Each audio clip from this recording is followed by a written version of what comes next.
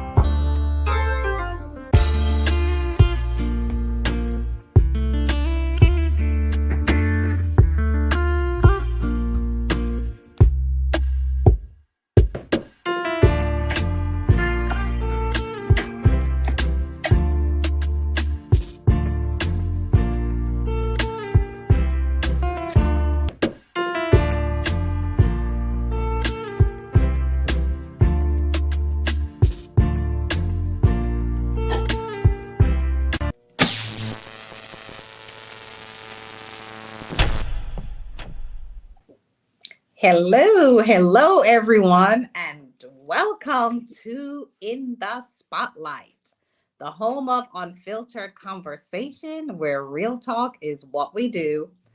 Do apologize for the delay in starting, but my name is Donna Thompson. And I'm Dr. Laxley Stevenson, and together we're your moderators. Donna said that she's apologizing for the issue. Yes, we are having bad weather, and it's affecting the internet. And we live in a time where those things can happen. We have another guest host on today, Mr. Xavier Wilcox. Will you introduce yourself, Mr. Wilcox? Hi, everyone. I'm Xavier Wilcox, and I'll actually be your host for the colloquium, presenting the In Pursuit of Purpose. That's a tongue twister.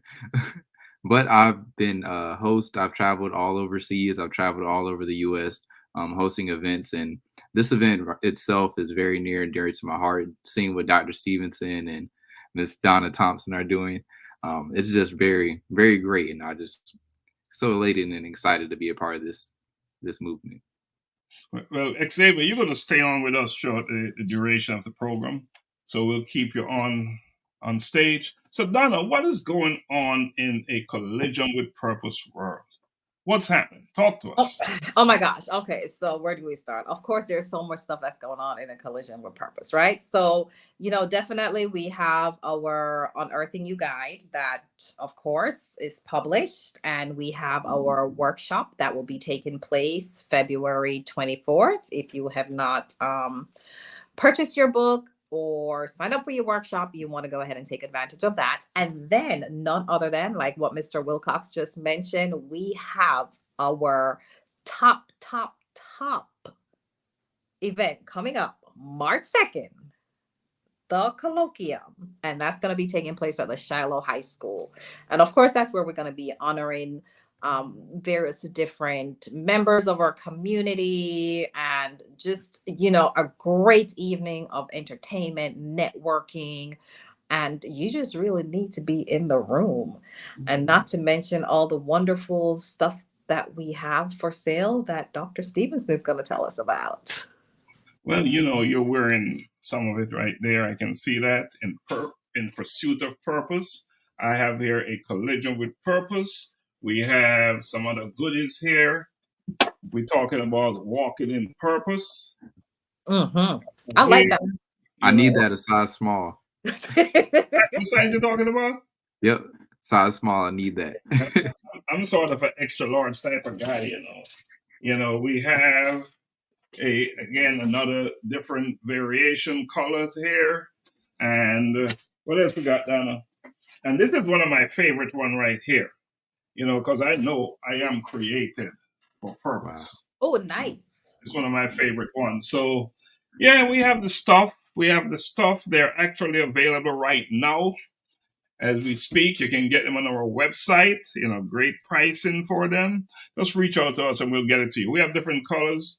We prefer the black and the white, of course. That is our brand. However, we cater to your needs. We give you what you want. As that's what a collision with purpose is all about. It's all about you. What else is happening, Donna? Talk to me about this book here. This book that is out there right now. Talk to me about that. Oh, on Earth. My gosh. Okay. So unearthing you, like it says here, hopefully you all can see it. It's your guide to self-discovery for personal growth. And exactly what that means, it's personal growth. It's not like you rediscovering yourself. It's who you've always been. It's who you've created to be. But this is just a guide to kind of like, help you to get to the place where you need to be so you can become the better version of yourself. It's a number of exercises that's in this guide. So it's really going to take you through some work. You're going to do some deep dive searching of your inner self and just work through the exercises. And I guarantee you, once you go through this, you're going to be amazed of how powerful you are and how you will definitely begin to walk in that purpose that you're supposed to be walking in and be in alignment with that purpose. So it's just a powerful guide, guys. It really is. And of course, there's a workshop that goes with it. So I definitely encourage you to make that investment in yourself to do it. Donna, you talk about a deep dive. Can you take a deep dive and go into the book for me and read something? Oh, sure. Okay. So let's see here. I'm just going to read a quick snippet of one of the individuals who have gone through this and what they've had, what they've said about this guide. It says here, unearthing you, it's your guide to self-discovery and personal growth, brings tremendous self-awareness to areas of your life that need restoration. You hear that, guys? Yeah. Restoration. It equips you with the tools to help you walk in your God-given purpose. This resource provides a solid foundation for creating a successful future through self-development and self-discovery, resulting in self-fulfillment. Those around you will also benefit from your personal growth. This is an excellent investment for yourself and your future. And for some reason, this was written by educator Renee Lee Rogers. Thank you so much for this, Miss Rogers. But I always, for some reason, every time I read this, it brings me back to her and what she has said about it. And I think the thing that stands out for me, Dr. Stevenson, is where it says those around you will also benefit from your personal growth. Yeah. I think that's very powerful because, the people around us is definitely, they're going to benefit when we're just the best version of who we are. Yeah. There's such a thing as purpose personified. And purpose personified is when whatever you're doing, whatever you see as your purpose is impacting others. It is making a difference in the lives of others. And I think that's what she's talking about there. Xavier, you want to weigh in on what we're talking about? Definitely. I definitely agree with that. I know with myself, when I see other people around me, like you're the same as the crowd that you hang around, pretty much, for the most part. And so if the crowd that you're hanging around is doing the wrong thing or, not really moving to where you want to be, you're going to exclude yourself away from them naturally, or you're going to move to where you want. Well, hopefully you'll exclude yourself from that situation, and then you'll move towards some like-minded people to where you really want to get to achieve your goals. I've noticed, like with myself, with a few of my friends, sometimes I would find myself in a kind of a little down spell for a little bit. Everyone has them naturally, but then when I started to move and started to say, you know what, it's bad for a little bit, but I can't stay in the bad situation for long. I got to get out somehow. So once I started moving, that kind of got my friends to take the steps to move forward to where they wanted to be themselves. I so appreciate you saying that. And I know one way to get out of that funk or in that bad place is unearthing you. Yeah. Great opportunity to lift you up, to pick you up, so you can land where you need to be, to find that person that you know you can be, that you are, but just don't know how to get there. And that's what this guide is all about. You know, we have a big thing happening, Donna, in A Collision with Purpose, In Pursuit of Purpose. That book is about to come out. In fact, in February, and I'm going to look up the date here, we're going to be having a major book launch for the ebook. Major launch. And before this night is over, we'll decide on the date. Before this program is over, we'll decide on the date. But we have a big thing happening here. A big thing happening here tonight. We have a special guest that we will be talking to in a few minutes. But before we get to our special guest, I think this is a great time to take a quick break. Do you agree? Oh, yeah, sure. Just a quick break because we have a lot to go over.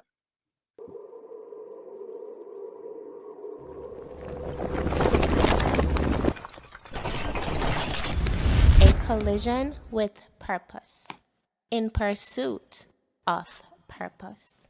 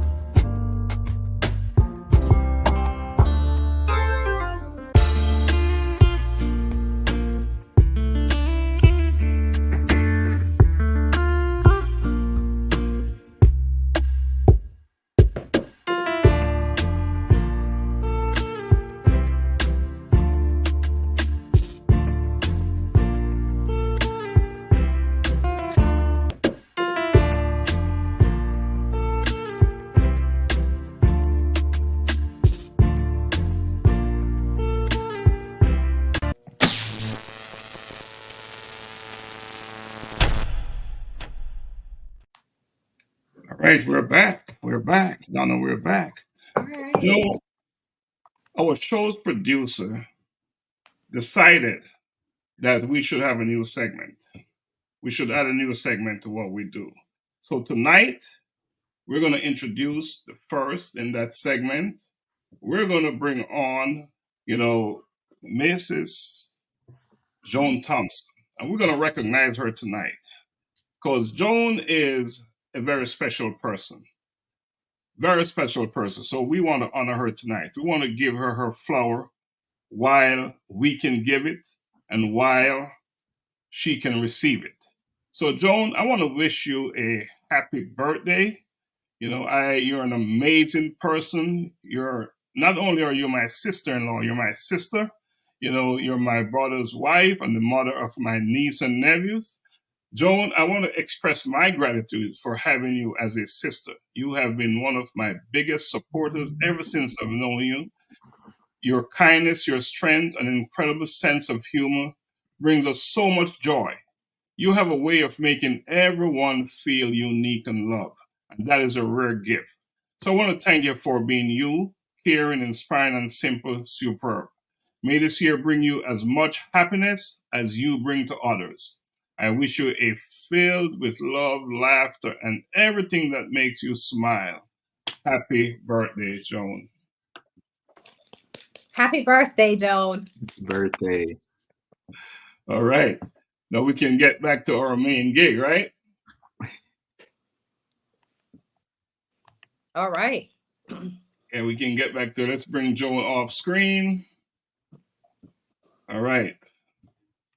Get back to our main gig. So, Donna, can you do the honor of introducing All right. our special guest speaker tonight? Absolutely. Oh my goodness. So I am honored and humbled to have our special guest, Dr. Christina Alicia Campbell, on with us tonight.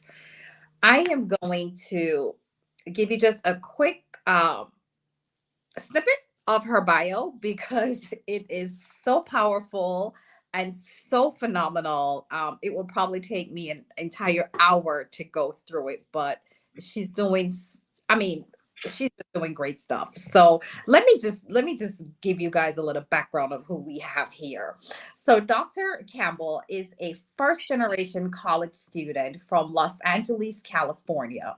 She is currently a tenured associate professor in the School of Criminal Justice at the University of Cincinnati. And her passion for research was cultivated as a Ronald E. McNair Scholar and National Institutes of Health Minority Biomedical Research Support Scholar. Dr. Campbell's primary research interests include delinquency prevention, risk assessment, juvenile justice, child welfare policy, and reducing racial disparities in the juvenile justice and child welfare system. Oh my gosh, that is just a touch, a little tip of who this woman is that we have here. That sounds like a lot. But Oh don't my bring it all yet, because there's one important piece you didn't cover. Yeah, I still have a little bit more here. Okay, okay. So Dr. Campbell started the Academy 180 as a professional development service designed to support academics transitioning into the workplace and marketplace and teach negotiation skills to early career professionals. Oh my gosh, don't we all need that? Yeah, I need that. Definitely. Not only that, but Dr. Campbell, she is also an author and illustrator for a book for adults that was inspired by children's book titled The ABC of Negotiating. And before I bring her on, she will be, oh my goodness, the Speaker of the House on March 2nd. So that's just a little bit about her. So if you want to hear more about Dr. Campbell and what she's doing, you need to be at the event March 2nd. Right. Yes, you need to be at the colloquium in Pursuit of Purpose. Dr. Campbell, Dr. Christina Alicia Campbell, welcome to In the Spotlight.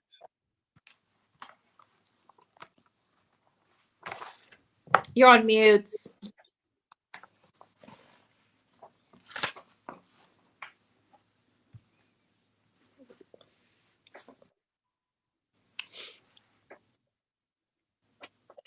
So let's just give her a moment. She'll be back on in a minute. So On. it's been a night with technical difficulty, with heavy duty bad weather, but it's all good. That's what we deal with. That's part of the story, right? Yeah, absolutely, absolutely. While we're waiting on Dr. Campbell to come back, here she is. Testing. Yeah. Welcome back. Thank you for having me. Happy New Year to everyone. And I am so excited to be here and share and chat. And I would be even more excited to see everyone who's watching and friends and family of those of ours who will have the opportunity to show up March 2nd for an awesome evening of inspiration, of love, of encouragement, of networking. And so thanks so much for having me come on. I look forward to sharing our chat too with people who are currently following me so that we can have a really awesome time together this spring, March, right? This spring. Yeah, springs. And what an awesome time of the year, right? Spring. Right. Just newness, freshness, everything that we need in our lives, right? Right. So, right. Dr. Campbell, can you just introduce yourself to our audience? I know Donna went over your bio, but talk to us in real time. Who's Dr. Campbell? Yeah, I always answer this question differently because oftentimes it reflects the season that I am currently in. And so 2023 was a very interesting year because I turned 40. And so at that point, thank you, I am glad to say 40 and not 21. I'm not going to pretend I received 40. But at that point that I turned 40, I think a shift happened where I made up my mind that Christina will value and center her desires in moving forward as I enter into this next chapter of life. And so, for that, or when I say that, what I mean is that I came to the realization that I would be someone who will value my own thoughts, opinions, my own vision, and care more about what I think of others and people than they think of me.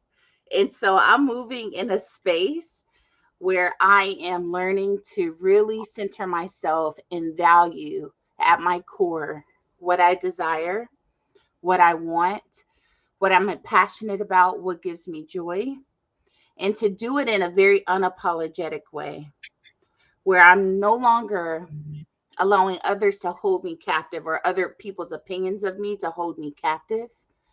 But yet I live in a way of boldness and courage that will hopefully inspire someone else. And so I'm in this space where my life word has not changed. I really do value freedom. But for me, freedom in this space that I'm in, it's just really making decisions that are really influenced by the work that I do individually as someone who values things like reflecting, right? I'm also on this journey of really unpacking and unearthing, who I am each day, and I'm evolving. And so I am just one who is just really sitting in this idea of what does it mean to be free, and also being free to kind of make decisions that are really impacted by what I believe my purpose and core is and what I'm in this earth to do. And so when I think about who I am, I'm really just an individual, a vessel, trying to inspire others that freedom is possible. And depending on what season you're in, it might look different. And that's one of the reasons why I'm very passionate about negotiating, because I've always seen negotiating or having conversations about your wants and needs as a form of freedom.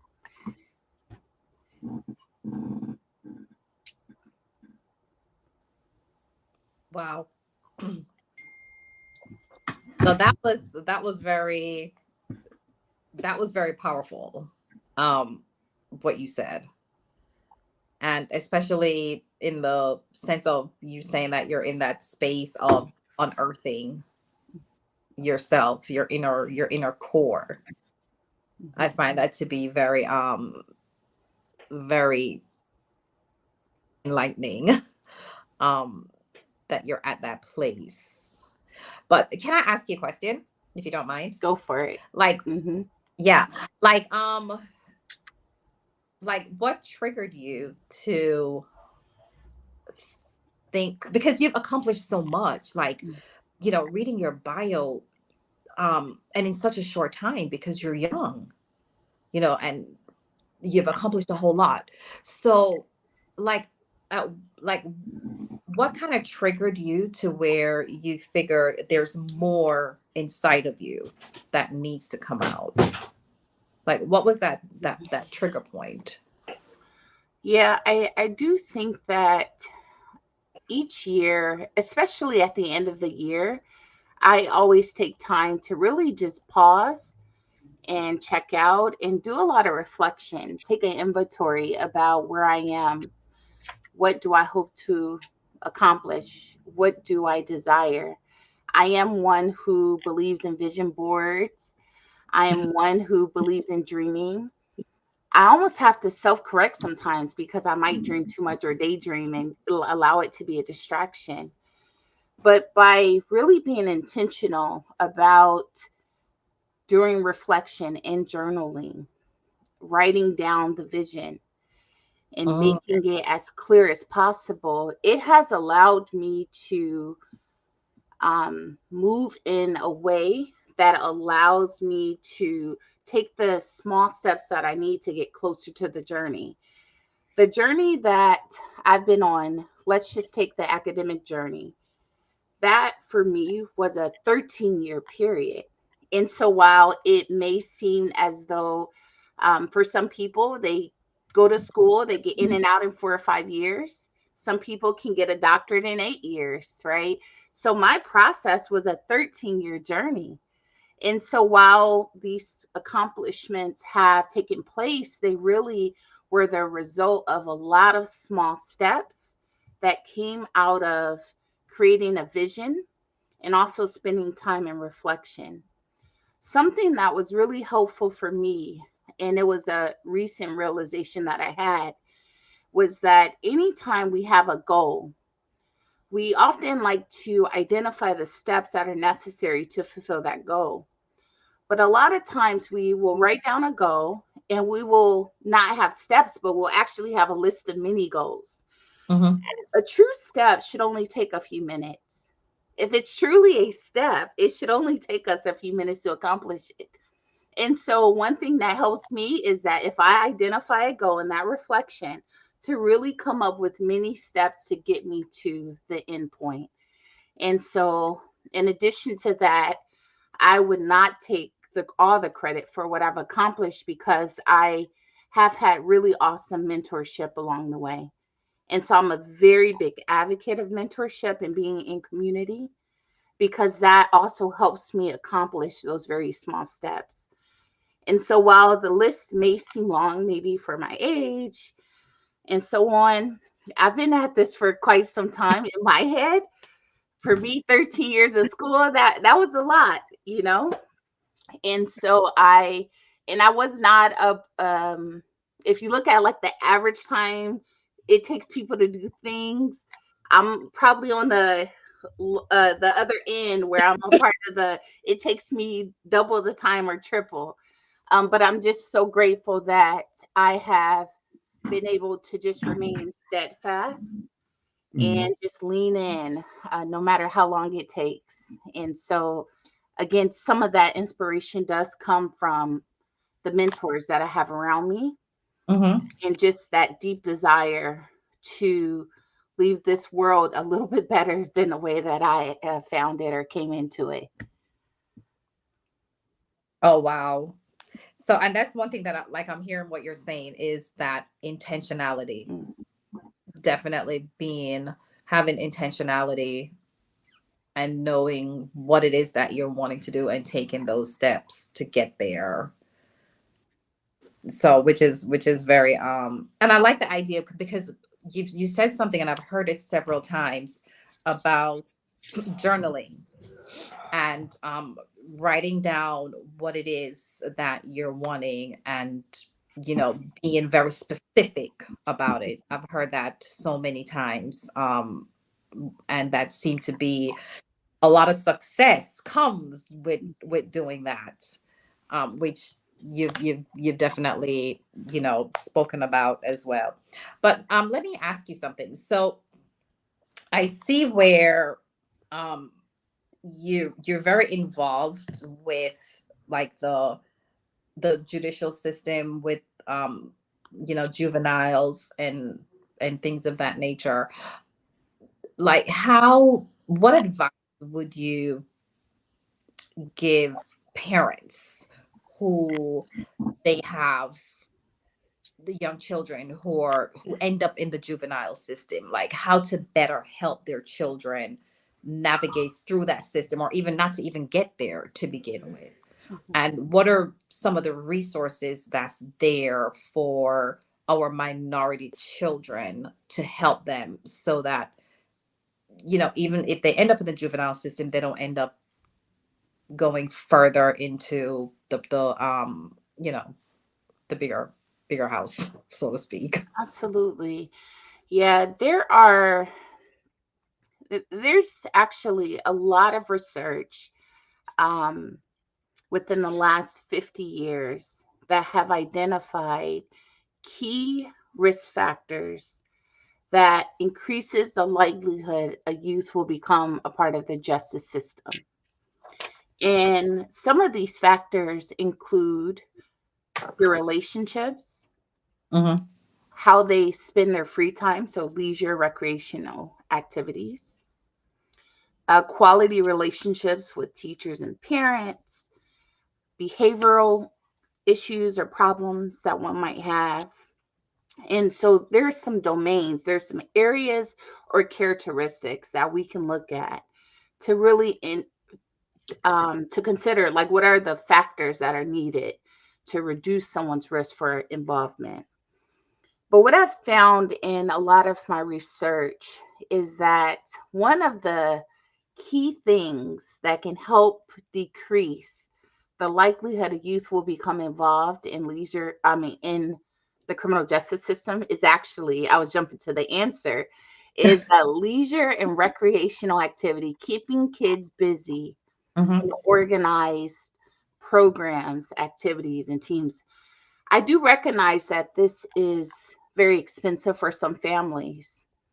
And so having supervised quality time and opportunities to participate in programs can be limited. And so one of the things that I would love to see shift within the school system is that they no longer create activities that are based on good behavior.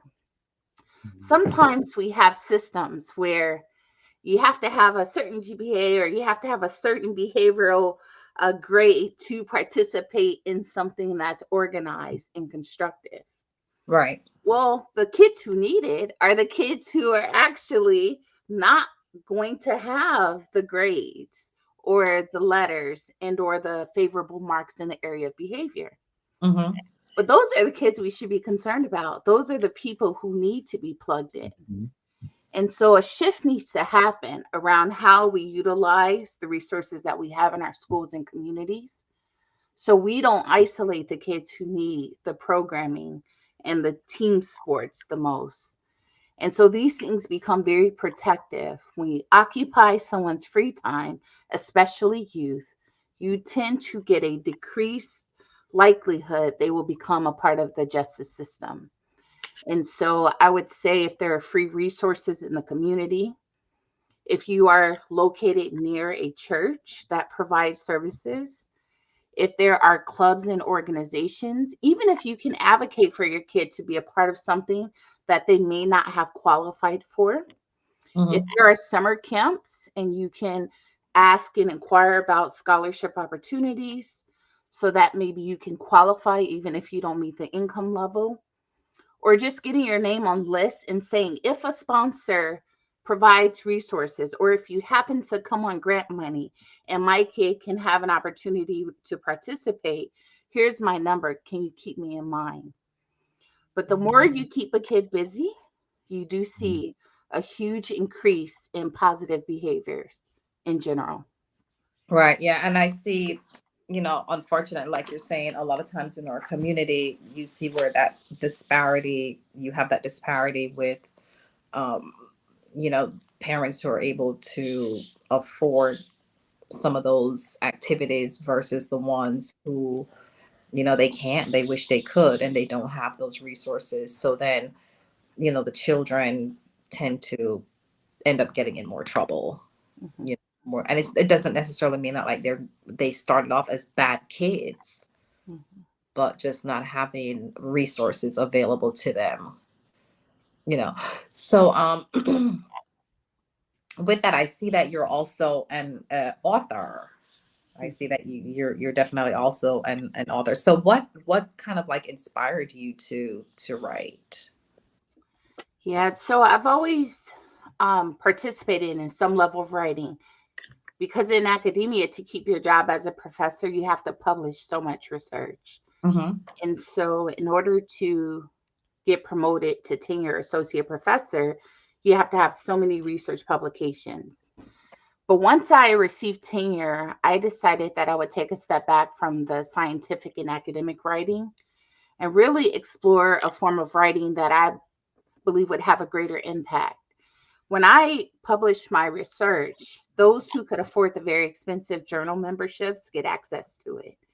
And so the people who get the information or even need the information may not necessarily even have access to that type of writing. And so once I got tenured, I said, okay, there's a type of writing that unfortunately the university doesn't always incorporate when we get promotions and evaluate it. But I wanted to be sure that I was able to write a piece that would help those who I mentored within the academic setting and that would reach a broader audience. And so the first book that I published was The ABCs of Negotiating. Mm-hmm. And I made sure that this book was inspired by children's books because I wanted to be sure that individuals could finish it over a cup of coffee. When we think about the books that we can read with the most ease, they're children's books. I know Right. some people are like, oh my goodness, when I read the Bible, it's so complicated. Well, if you start off with a children's Bible, you'll zip through all the Bible stories with ease. Mm-hmm. And so I decided I would write a self-help book for adults inspired by children's books so that people can get the information that they need. But I wanted to be sure that each letter that I talk about relative to negotiating was actually embedded in a scientific concept. I didn't want you to feel like you're reading a scientific textbook, but I really wanted to be sure that the concepts of negotiating would actually be embedded in science. And so while B is about butterflies, for example, it's really a conversation about how to overcome anxiety. Mm-hmm. And the technique that I talk about is a cognitive behavioral therapy technique. And so my PhD is in psychology, but I wanted to, again, write in a way that I felt was accessible to everyone Right. across different ages, and that they would be able to learn a skill that was based in science without feeling overwhelmed and without feeling like it would take them forever to apply the skills right away. Because I also recognize people are busy, and that when you think about negotiating, it's a life skill that everyone needs. Mm-hmm. I wanted to be sure that in producing this creative work, I would still be able to have a high impact, still be able to use my scientific background, but be able to write something in a way that would have a large reach and have a great impact. And so I did that post tenure to make sure I had all the things in place to get promoted. But Right. this is the form of writing I feel that can be more transformative because it is written in a way that people can actually digest the information and apply it right away. Yeah, and that I think, in the workplace, that's something that's yeah, like so needed because a lot of people they definitely don't know how to negotiate for, great salaries, what they're really worth. Mhm. And and like you're saying, whether it could be so many, number of different things. They're anxious, they're feel like lack of self-worth, or just scared. So definitely having techniques on how to do that, and to be, well, not even just to do it, but to be successful, right? Absolutely. Absolutely. Yeah, there's one of the letters talks about feelings, F, and it says there's one feeling I don't want people to feel. And that is the feeling of regret, feeling like you didn't take advantage of the moment or you didn't ask the questions or you feeling like you weren't prepared enough or that fear overcame you. And so in that process, my hope is that each skill will help them be able to navigate a conversation about want and needs without having that one feeling. I don't care if people are nervous. I don't care if people are anxious. I don't care if you have to sweat bullets. I just don't want you to feel regret. And so it's about taking advantage of every opportunity you have to have a conscientious conversation about what you want and need. And so this idea of negotiating, it's a life skill. It takes practice. It takes awareness of what you want, what you need. You have to dream for a second to figure out what your baseline needs are. And then also really consider, what do you really want? People who look like me, being a woman of color, a Black woman, an African American woman, like when you look at all the pay disparities, like we're always at the bottom compared to some of our counterparts. And I hope to be a part of the solution by just reminding people that you don't have to be on the underpaid group, or you Mhm. don't have to necessarily be overcome by fear because we live in the world where it's just designed in a way that we have access to just a level of abundance, and it's available to us. And it just requires us to really have these conversations about what our wants and needs are. Yeah, absolutely. I totally agree. And I know that like we have, of course we have a very young person here with us, Mr. Wilcox, who I know everything that you're sharing this evening is definitely impacting this young man. And this is our future, right? Our future generation that we need to help. So I think this is definitely great. So with that, like Dr. Campbell, what do you have coming up on your in the future that we can look forward to? Yeah, so right now the ABCs of Negotiating is available on Amazon. And this year I'm producing a workbook companion so that you can dig a little deeper, dive deeper, and thinking about the concepts and applying it to your personal life. So whether you're on the job market, if you're preparing for a relationship, it really applies to any scenario where you feel like I can polish my skills to really understand my wants and needs. I want to improve the way I communicate with others. And so this workbook will be available in 2024. And so I have a website, academe180.com, where people can join the list. And as these things come out and as I share new blogs and information and strategies, you'll be receiving a notice once the workbook is available. In addition to working on the book, a really cool project I am working on now is called the 90-Minute Negotiator. And what this course is designed to do is that the moment someone gets a job offer, they'll get access to very specific tools. And I'm going to teach them how to negotiate in 90 minutes because Oh, people have to move very quickly once they get an offer. I mhm. work with people all the time and they're like, I got an offer. What do I do? What do I say? And so I've really crafted out a roadmap. In 90 minutes, this is how we're going to get to the bag.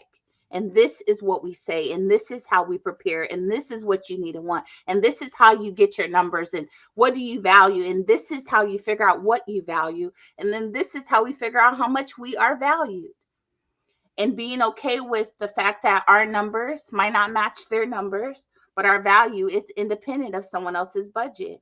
And having that confidence to be able to have a conversation about the gap between what someone is offering and what they actually want and need. And so this is going to be another reason why I think people should go over to the website and sign up for the contact list, because Right. it's going to be the game changer. Every dime you leave on the table impacts your future. It impacts whether or not you are able to secure housing. It impacts how you're going to retire. It's going to impact whether or not you get to go on that summer vacation.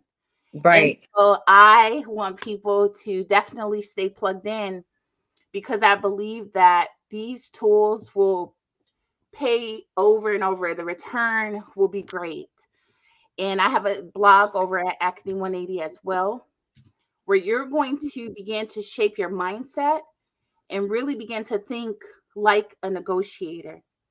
Because Mhm. right now, if you go to negotiation skills and you Google, you're going to have a lot of people who have experience in hostage negotiating come up. You're going to have books that are probably 250 plus pages long that's going to be difficult to get through in a very quick time. And so I've tried to make resources available that people can digest with ease and they can apply it right away.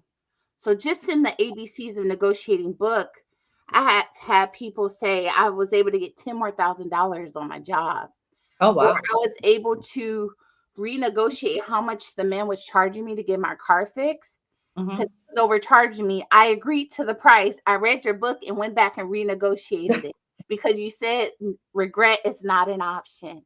And Mhm. so these are the types of things that I want to make available for everyone, and especially people who look like me. Because oftentimes when you think about who gets the short end of the stick, you're going to have people of color, first generation college students, women, and so on. And I think enough is enough. It's time for us to be able to get this skill and begin to practice the skill so that we can become the star negotiators that we are, and that we have the capacity to ask for what we want and need and not stutter. Right. Absolutely. Absolutely. So let me ask you a question as far as like when we, speak about academics, what has been your experience with academics in the classroom with our youth? What have you been experiencing or have seen? Can you clarify your question?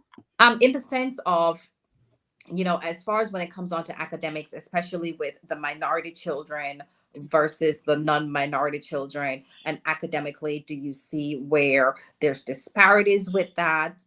Are there more resources for some versus others? Like, have you, what has been your experience with that? Absolutely. So I'll start from a personal experience. Mhm. When I was in undergrad, I took my first stats class. And in the stats class, we took a test, the first test, totally bomb. I think I failed the test. And there were three white girls who got an A. And the professor said, you, and you, I want you to stay after class. And so I was like, I wonder what's going to happen. Like, I wonder what he's going to say. And I stalled and I put my stuff in my backpack and I wanted to hear what he was telling them because they got an A on the test. Mhm. And he pretty much said, like, you are PhD material. You are going to grad school. I want you to meet with me. I'm going to show you the way. And like, you got it. If you pass this test, it's in the bag for you. So here I am in school. I started off and I knew, because I had a mentor who said to become a psychologist, you have to get a PhD. That's the terminal degree. So I knew I had to get a PhD to receive the terminal degree within psychology. But I felt some kind of way because I'm like, man, I failed a test and I wasn't told to stay back to be told about graduate school. And so they received mentorship. And I remembered that. And I was able to plug into resources and programs to mentor me along the way so that grad school is an option.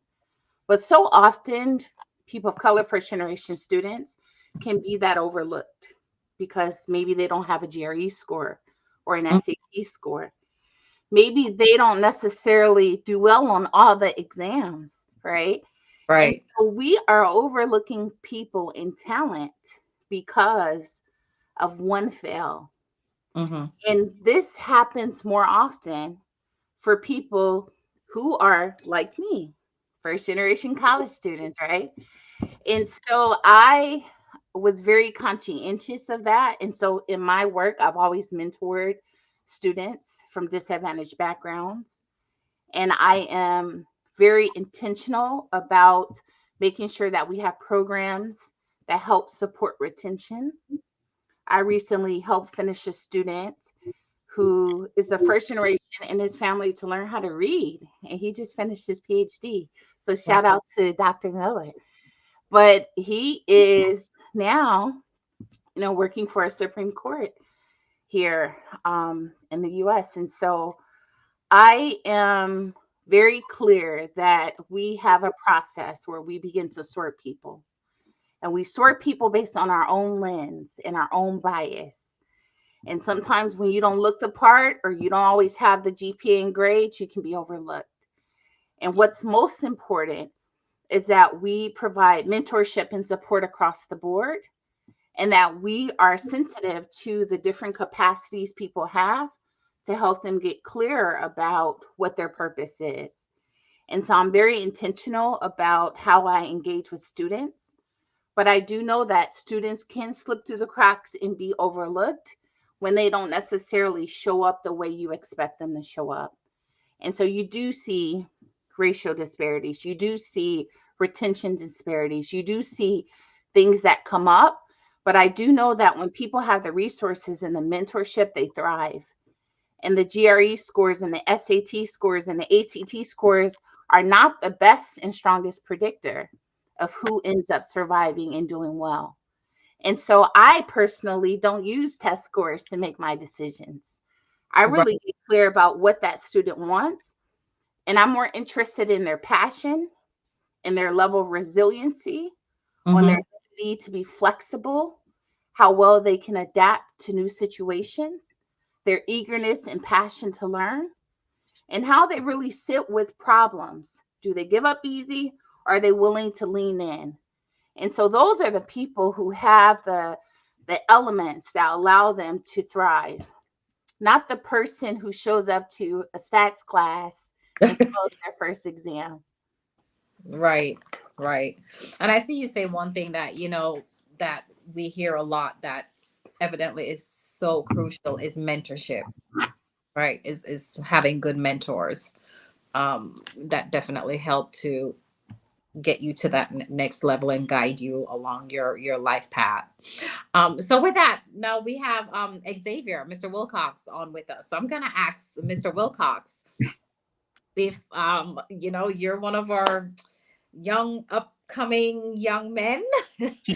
So I'm gonna ask you if you have any questions for Dr. Campbell that you'd like to ask her this evening, because I know that you've just graduated college and you're definitely on a great path that you're taking, and it's so interesting that you're here this evening with us and you have Dr. Campbell on here. It's like, what's that? Divine intervention. Yes. But yeah, I was definitely listening in. It was a very motivational, just hearing your whole life story. What I really want to know is, because I just recently graduated, how did you not get comfortable? Because you have a very long track load, you did a lot of things, and you're still moving towards doing a lot more. How did you not get comfortable in where you were? Because like someone could have easily just stopped at just getting a bachelor's degree. What made you want to keep achieving more? What made you just like, you're just a great person. It's just, like, what made you just really want to keep going?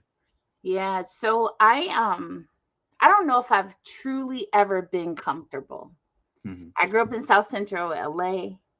It was not that comfortable. If you know anything about LA, it was not comfortable. I went to a high school that was very far from my house once we moved to a different part of the city, and caught city buses too far to even consider how many hours I was on that bus for 1 week using somebody else's fake address. That was very uncomfortable. Going to college, and I remember that I didn't have a lot of money and the radiator blew out in the car. And so there was a auto person who said it's going to cost this much. I didn't have it. And at that time, there was a number that said parts behind his desk. And I wrote down the number and called the number, said, can I get this radiator? And I unscrewed it and was like, if we can take it out and put it in the same way we pulled it out to get to college, right? And having to drive a car to San Diego, from LA to San Diego, not sure if the radiator would get us there. I mean, that was very uncomfortable, right? Because I couldn't afford to get the car, fixed by the mechanic. And so I've been in a number of situations that have just been uncomfortable. And so part of that discomfort has led me to just continuously move forward. And that has definitely been a space of inspiration. But I also believe that and part of it probably has to do with my upbringing in church. And sometimes there's songs and sayings like, God wouldn't bring me this far just to leave me, right? And I truly believe that. Like, I've come very far, and I would be shocked if I came this far and he would say, you know what, and we're done. And so because of that conviction and belief system, I just continuously move forward. So if I wake up the next day, I'm like, okay, I guess I'm supposed to be here. And when my alarm goes off, and I get up, I'm like, whoops, yesterday was tough, but I guess I'm supposed to be here. And so that level of understanding that if we have breath in our lungs, we are supposed to be here. So there's no stress, there's no anxiety, there's no depression that should keep us from that belief that we are supposed to be here. And so the minute you understand you're supposed to be here, you wake up and say, okay, Lord, what do you have me to do today? What can I do today that can help make me better, that can help better serve you and my purpose? What can I do today that will allow me to help someone else? Right. And so asking those questions is a reminder to yourself and to your mind that there is still purpose. But I don't know if I've ever truly been comfortable. I have done a lot of what I've done scared most of the time. And so I would just encourage people to just learn to do scary things very scared. And at least you will win scared, right? You don't want to be a scary loser. So let's just win scared, right? Let's just win scared. And so I hope that encourages you, because sometimes we assume that if we are comfortable, we're in the right place. Yeah. Right? If we're comfortable and we're at peace and everything's working, this means we're on the right track. But sometimes it's uncomfortable and we are still on the right track. Yeah. And so our prayer becomes, Lord, give me the strength to make it through this uncomfortable space, because I do desire peace and ease. And I do believe peace and ease is available. But I also know that in this life, there are so many principalities and powers. There's racism, there's haters, there's so much that happens. And so I expect that even when it gets uncomfortable, that there's provisions that are available to me, and that there's protection that is available, and that I am able to still move forward.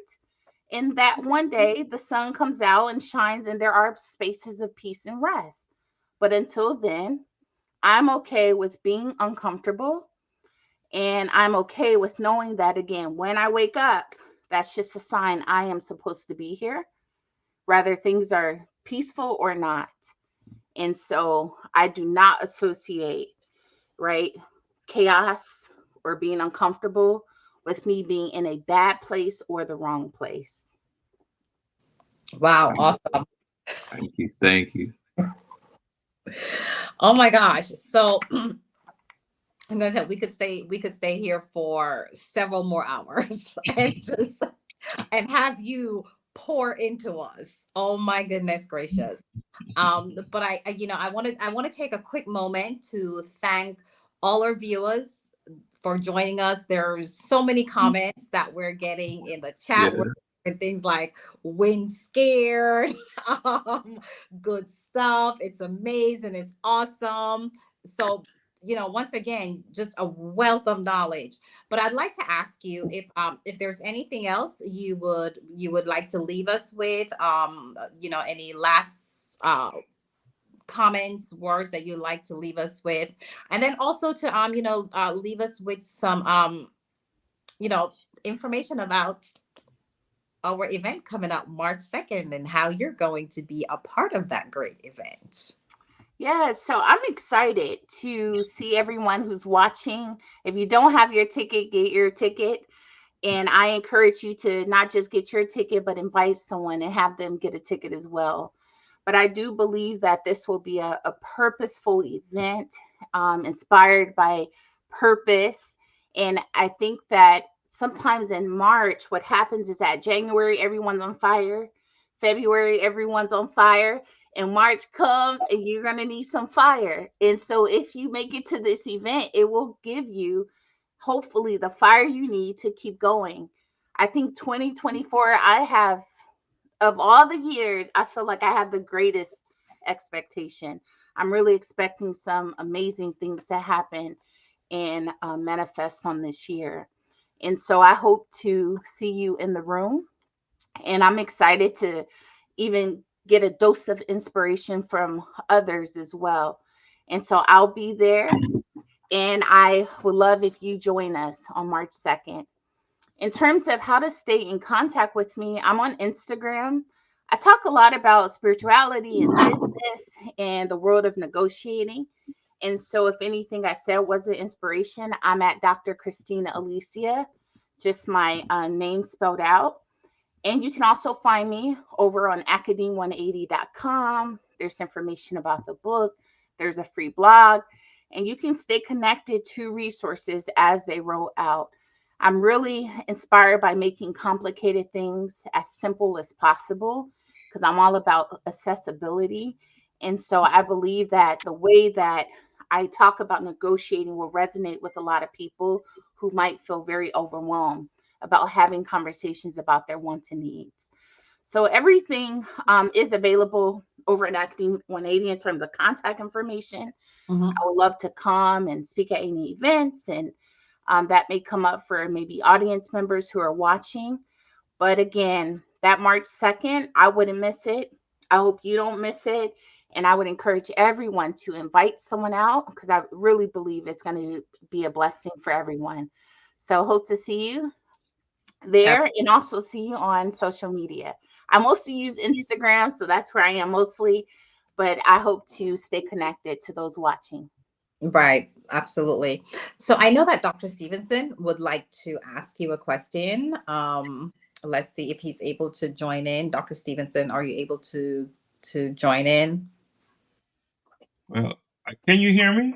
Yes, we can hear you. Awesome, awesome, because I'm not hearing anything over here. But, I wanted to just say thank you to, Dr. Campbell for coming on today and for, just pouring into us. We've had conversations before and, you just delivered as you always do. And I'm looking forward.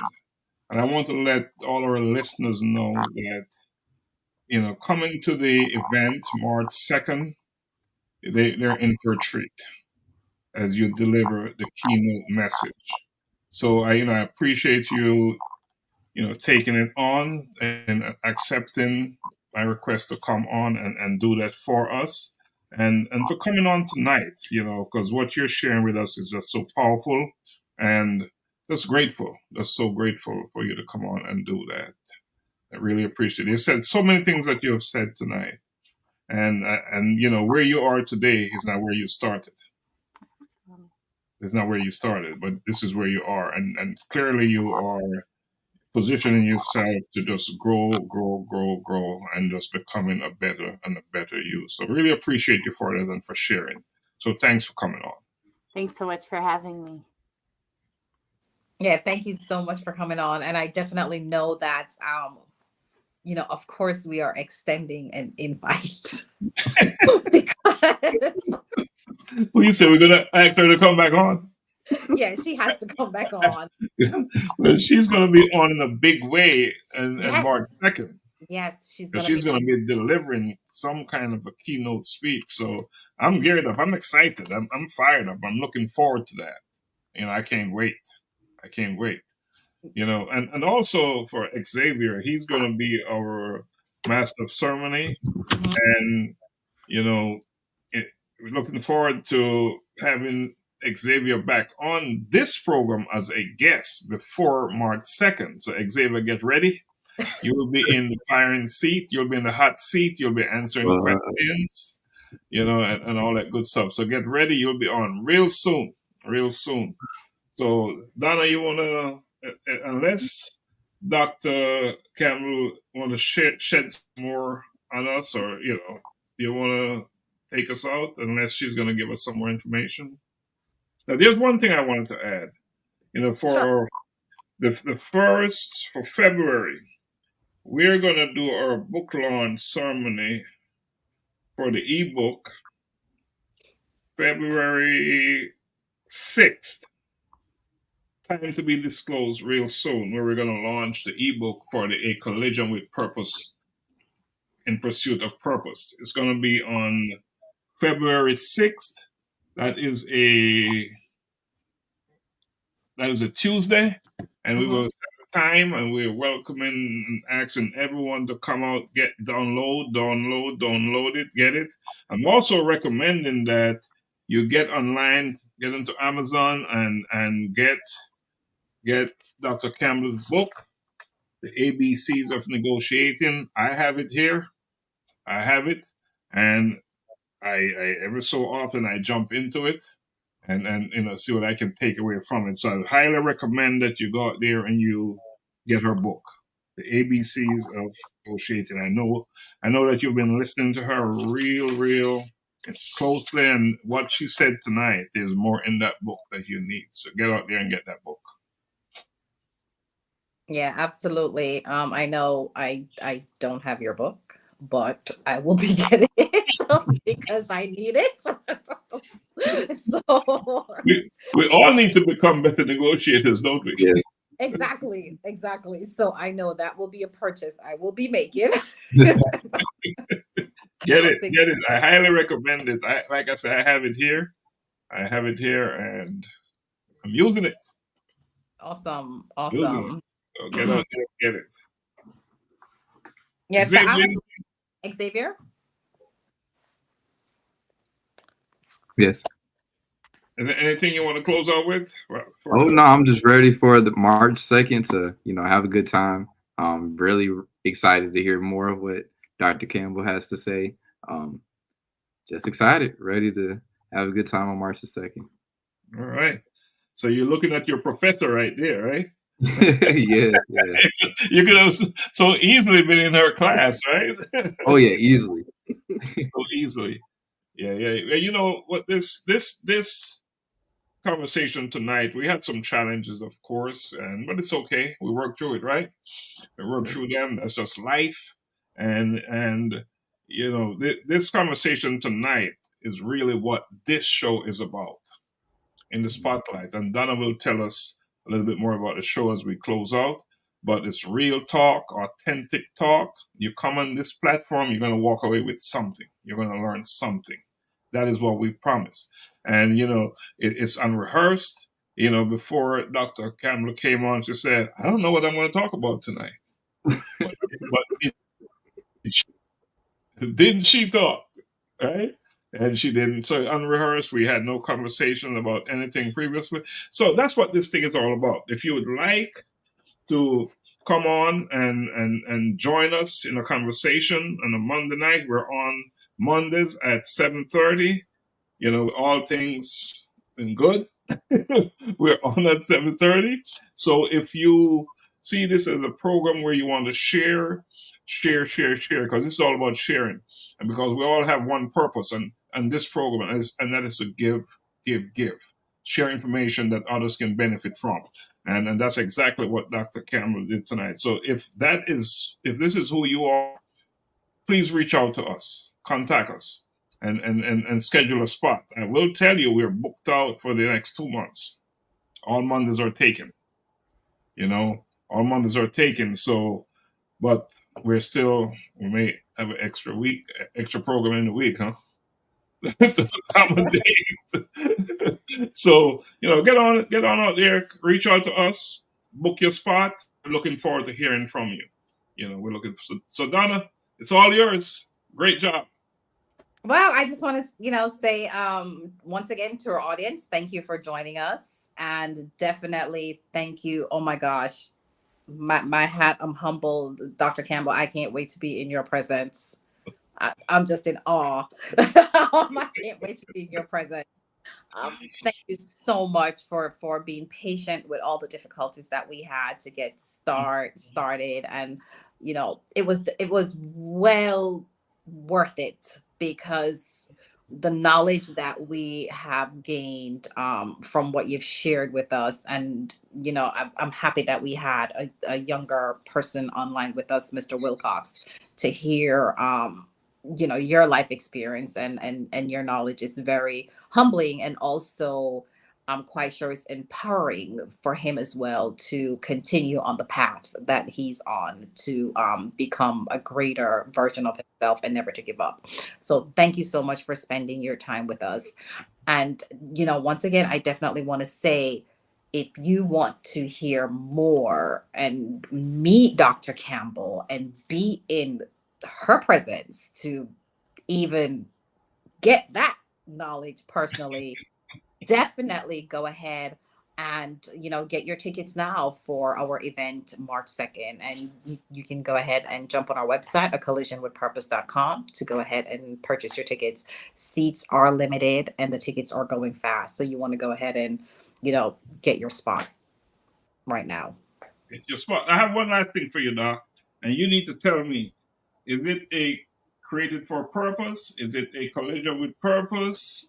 Is it walking in purpose? Which one do you want to I wear? think the word created resonates with me. So it's created. We'll have for you. Yeah. We'll have that for you, okay? Thank you. Created for purpose.